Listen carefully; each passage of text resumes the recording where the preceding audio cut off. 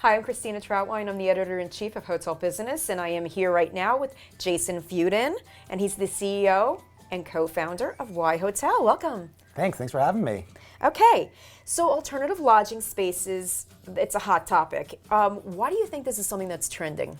So I guess we wouldn't call it alternative lodging. Okay. We would say we're in the business of delivering apartment-like stays with hotel-like service. Okay. And so in the traditional hotel world, that's alternative, but to us, that just seems commonplace.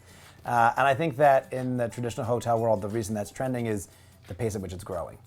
Airbnb changed people's perception of an alternative stay. Serviced apartments are an asset class that exists across the world and not deeply in the United States. And the reason it exists across the world is there's a demand for it. And so that strong consumer demand is leading to companies like ours growing rapidly, and I think that that's turned eyes onto the space. Okay, so WhyHotel's turnkey pop-up hotels, they're in newly built luxury apartments, correct? Yeah, maybe I should explain the model. Okay. That would probably be useful. Okay, So yeah.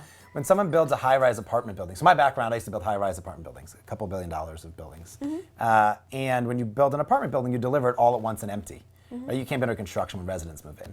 But you fill it up over a year or two. So that means that every high-rise in New York and San Francisco and DC and LA all have hundreds of empty units during lease-up. And so what we do is we put that vacancy to work. So we take a couple hundred units, we've pre-furnished them, and then when the building opens to residents, we're already running a 100-plus key hotel out of the vacancy. And so our product is a 24/7 on-staffed hotel made up of brand new luxury apartments. Okay, great. And pop-up means that we're only there during lease-up because then we leave. Right. Okay. And that kind of blends or blurs really the line between hospitality and residential a little bit. Why is this so appealing to guests? Well, for guests, we're cheaper than traditional extended stay hotels, and we're 3 times the size and brand new and luxury. So for consumers, they love it. And successful as a business model? Yeah, it's found money. They're empty. So we have to do better than zero, which is a great place to start. Yeah. And then for development folks that build the apartment buildings, for them, it's a great interim income and activation. Their retailers in the first floor now have foot traffic.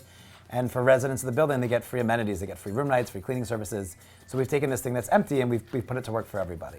Okay, Jason, so you helped co-found the hotel in 2017. How did you come up with the idea? What inspired it, and how did you execute on that? Yeah, so my background, as I said before, was high-rise institutional real estate development, worked on multifamily for rent apartments, for sale apartments, hotel, office. And it kind of felt like, we're all just incrementally changing the thing we work on. And I was brought into Vornado, it's a large REIT, to run their innovation group. And so a big part of my job was to think about how is real estate changing.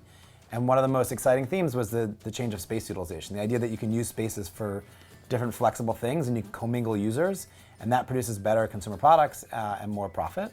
And so it seemed to me that the great place to start would be on the 200,000 to 400,000 empty apartments that exist in the United States at any point in time. And so I ran it as a pilot internally. It went really well. Vornado's tax status as a REIT precludes them from being a hospitality operator. So we spun out, became an independent venture-backed company, brought my co-founder on 2 years ago, and then kind of off to the races. Why hotel? Why is it Why Hotels? WHY, WHY, Why Hotel. It's meant to be a pun. Why Hotel when you can have a place like home.